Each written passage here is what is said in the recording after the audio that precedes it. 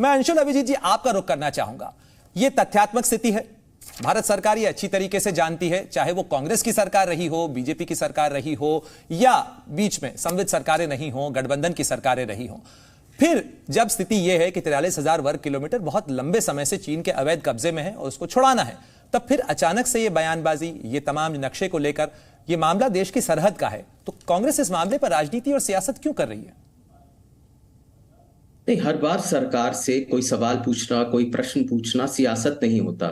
भाई, आपके मन में भी तो कुछ सवाल उत्पन्न ही होंगे, तभी तो आप ये शो कर रहे हैं। आम नागरिक के मन में भी कोई सवाल उत्पन्न हुए होंगे कि सरकार से पूछे भाई हकीकत क्या है, क्यों इतनी गुप्तता है, क्यों पारदर्शिता नहीं है, क्यों इतनी खामोशी है, क्यों नहीं हकीकत बताते हैं। तभी तो सवाल उठते हैं और सरकार से तो सवाल पूछना तो जायज है। हर बात को आप सियासत का रंग दे देंगे तो वो आपकी मर्जी है, सियासत का वक्त होता है। हम सियासत अच्छी तरह जानते हैं, हम रहे हैं सत्ता में और अभी भी विपक्ष पे है, हमारा हक बनता है सवाल पूछना। देखिए, सवाल यही नहीं होता कि दुस्साहस ये आया कहां से चीन को।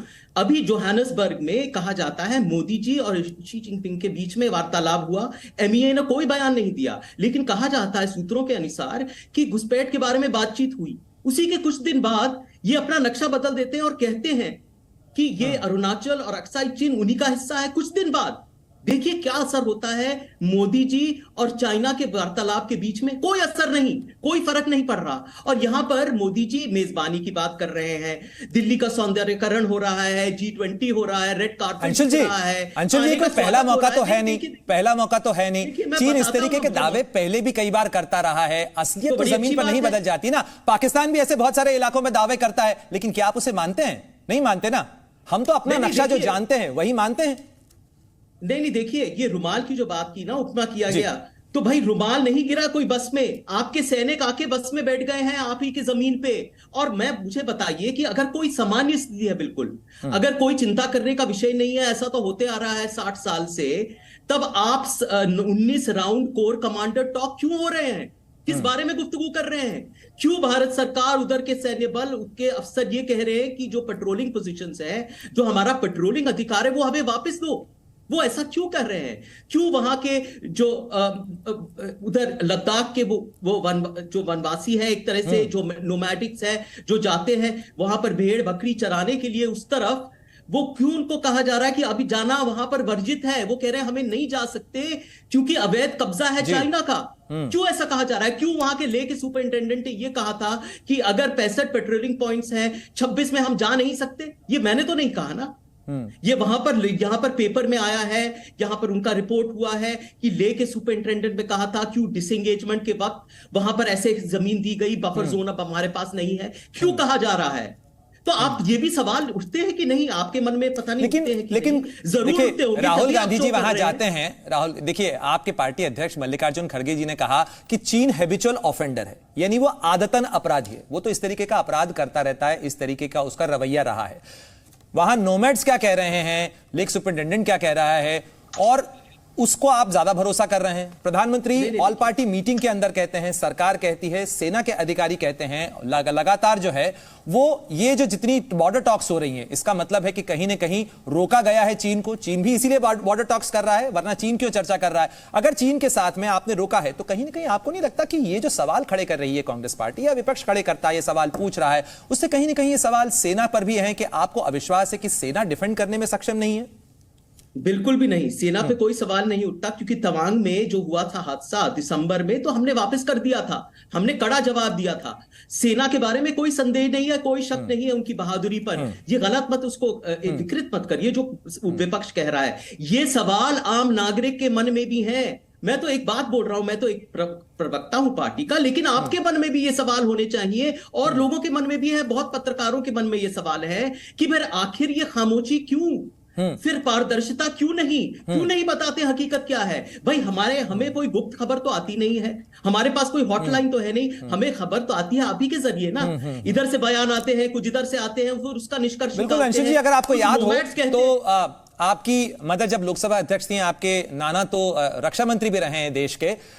हम सब लोगों ने मीरा कुमार जी को भी देखा है पार्लियामेंट के अंदर। लेकिन जिस समय देप्सांग का क्राइसिस हुआ था 2013 में, 21 दिन तक वो पूरा क्राइसिस चला था, उस दौरान सरकार ने विपक्ष के साथ में जो चर्चा जरूर की थी, बताया था वैसे ही जैसा कि अभी प्रक्रिया चली हुई, विदेश मंत्रालय की ब्रीफिंग्स भी हुई थी, लेकिन कहीं ना कहीं भी इस चीज के ऊपर कोई ऐसी पारदर्शिता नहीं होती कि बॉर्डर पर बॉल टू बॉल कमेंट्री हो रही। खैर, मैं इसका जवाब आपसे लूंगा क्योंकि हम इस चर्चा को आगे बढ़ाना चाहते हैं। डीके दुबे जी भी हमारे साथ जुड़ गए हैं। दुबे जी, मैं आपसे जानना चाहूंगा इस पूरे मामले के ऊपर जो राजनीति हो रही है, कहीं ना कहीं ये बात तो सही है कि अगर ऐसा है, देखिए ये जो सवाल है ये हर व्यक्ति, एक आम आदमी भी पूछ रहा है कि भाई अगर कुछ भी नहीं है, सब कुछ वहां सामान्य है, तो ये 19 दौर की बातचीत क्यों हो रही है? हम क्यों चीन को बार बार ये कह रहे हैं कि भाई बॉर्डर के ऊपर शांति होनी चाहिए, स्थिरता होनी चाहिए, संबंध तभी आगे बढ़ सकते हैं?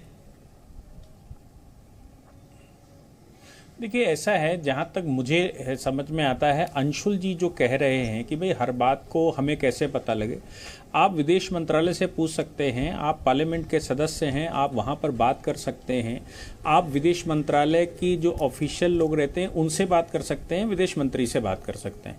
लेकिन ये जो पब्लिक डिस्कोर्स में इंटरनेशनल लॉ पर या इंटरनेशनल परिस्थितियों पर बात करते हैं, तो मुझे लगता है ये अपने देश के लिए छोड़ दीजिए, दूसरे देश के लिए भी शोभा नहीं देता। इन जो ये बोल रहे हैं ना, इन हेडलाइंस, इसकी हेडलाइंस पाकिस्तान में बनती हैं कि देखिए साहब हिंदुस्तान में कैसी बात चल रही है और कैसे चीन ने ये कर रखा वो कर रखा।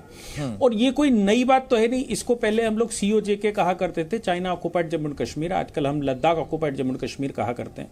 1962 से वो एरिया जो कि हमारे पास जम्मू एंड कश्मीर पूरा 2,22,000 किलोमीटर का हुआ करता था, अभी हमारे पास 1,01,000 किलोमीटर है। उसमें चाइना का बहुत बड़ा कब्जा है और पाकिस्तान का कब्जा है। तो चाइना का जो कब्जा है वो नया तो नहीं है। उस समय बाउंड्री सेटल क्यों नहीं की गई थी भाई? जिस समय आज़ादी हमको मिली थी उस समय एक्सक्लूसिव हम बात कर सकते थे वो, और उस समय ये कम्युनिस्ट चाइना था भी नहीं, तब हमने बाउंड्रियां क्यों नहीं तय की? ये बहुत सारे विषय हैं मुझे लगता है जो पब्लिक डिस्कोर्स में नहीं आने चाहिए थे, लेकिन अब पब्लिक डिस्कोर्स में जो आना चाहिए था, पब्लिक डिस्कोर्स में क्यों नहीं आना चाहिए था? देश की सरहद का मामला है, देश की सरहद का मामला है, और सरहद के ऊपर जो कुछ हुआ, देश के 20 वीर मारे गए गलवान के अंदर, तो स्वाभाविक रूप से इस पर चर्चा होगी, इस पर बहस होगी, पूछा जाएगा, और सरकार की जवाबदेही बनती है, तो उस पर सरकार जवाब दे रही है। इसके अंदर इसमें सवाल क्यों नहीं होने चाहिए?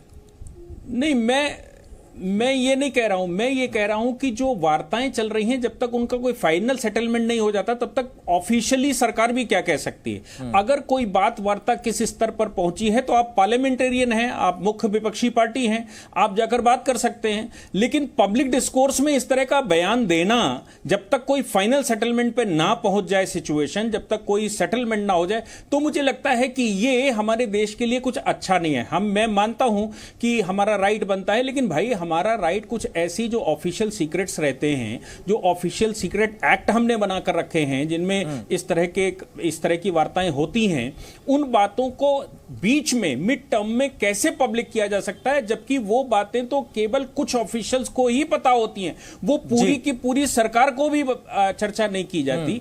तो मुझे लगता है कि इस स्टेज पर हमारी जो विपक्ष पार्टियां हैं, उनको सरकार से सीधा, विदेश मंत्रालय से सीधा, अब राहुल गांधी चाइना के एम्बेसडर से अगर कोई बात पूछ लेते हैं, क्या वो विदेश मंत्रालय से नहीं पूछ सकते? क्या वो अपनी सरकारों के अंदर बैठकर नहीं पूछ सकते क्या? लेकिन पब्लिक डिस्कोर्स में इस तरह का स्टेटमेंट देना, मुझे लगता है ये प्योर राजनीति। और अंशुल जी, एक छोटा सा जवाब मैं आपसे चाहूंगा, क्योंकि राहुल गांधी जो हैं वो विदेश मंत्रालय की कमेटी के अंदर भी हैं, कंसल्टेटिव कमेटी का हिस्सा हैं। ये सवाल उठता है कि उनके पास ऐसे क्या सोर्स हैं भाई कि वो सरकार पर भरोसा नहीं कर रहे? विदेश मंत्रालय की ब्रीफिंग, जो कि कंसल्टेटिव कमेटी की क्लोज डोर मीटिंग होती है, उसमें भी वो पूछ सकते हैं। वो डिफेंस की कमेटी के अंदर भी रहे हैं, उनके अपने भी उस तरीके से संपर्क हैं, तो वो आखिर क्यों भरोसा नहीं कर रहे हैं? अगर सेना ये कह रही है, विदेश मंत्रालय ये कह रहा है, सरकार ये कह रही है। उनके सूत्र हैं, वो अभी लद्दाख के होके आए, उनके सूत्र हैं वहां के लोग। जब सरकार विपक्ष को विश्वास में नहीं लेती है, उन पे विश्वास नहीं जताती, और हमेशा ऐसा होता आ रहा है। आप देखिए संसद के जो सत्र हुए हैं, कभी भी विपक्ष की बदनामी होती है, उनको अपमानित किया जाता है, उनको कॉन्फिडेंस में नहीं लिया जाता। तब विपक्ष के पास और कोई रास्ता नहीं है कि लोगों के पास जाएं और पूछे कि भाई हकीकत क्या है, जमीन में क्या हो रहा है। और वहां पर वो जाए, वहां जो गुर्जर हैं, वहां जो लद्दाखी हैं, वो जब नहीं जा पा रहे हैं, वो जगह जो वो हमेशा ऐतिहासिक रूप से जाते थे, वहां पर जाने में उनको मना कर रखा है। तो वो बात तो सवाल उठते हैं ना कि क्यों नहीं जा रहे आखिर। देखिए, आखिर एक लाइन बोलूंगा। निष्कर्ष ये निकलता है कि LAC के स्टेटस में अभी बदलाव हो चुका है। और ये सरकार ये स्वीकार क्यों नहीं करती मैं नहीं जानता, लेकिन बदलाव हो चुका है। जी न्यूज।